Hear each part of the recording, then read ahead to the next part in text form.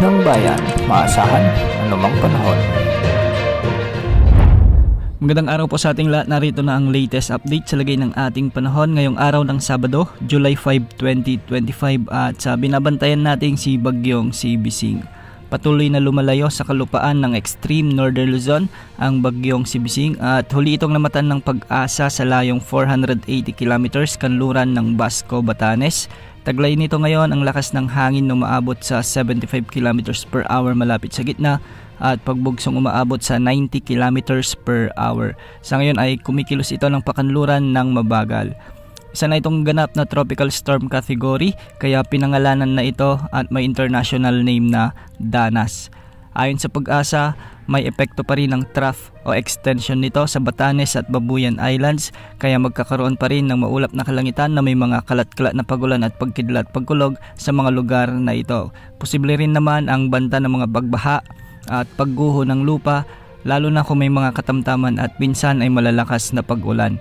Ayon din sa Pag-asa, latest forecast position nito, posible itong kumilos ng hilagang silangan sa mga susunod na oras at posibleng mag-re-enter sa ating area of responsibility ngunit panandalian lamang. Posible pang lumakas ito bilang severe tropical storm habang lumalapit naman sa kanlurang bahagi ng Taiwan o di kaya naman ay sa may eastern China.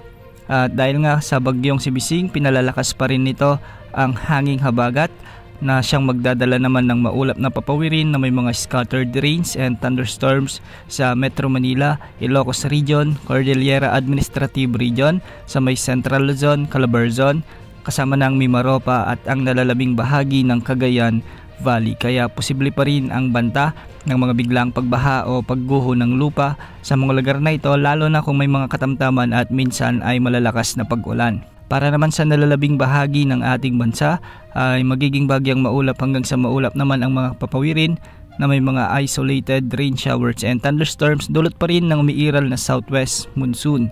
Hindi rin inaalis ang banta o posibilidad ng mga biglang pagbaha o pagguho ng lupa lalo na kung may mga umiiral na severe thunderstorms.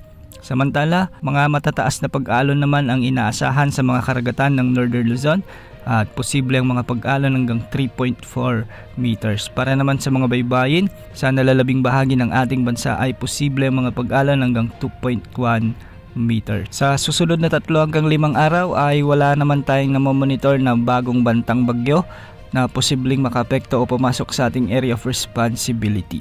Yan ang update sa lagay ng panahon. Ito po ang weather update ng bayan, maasahan anumang panahon.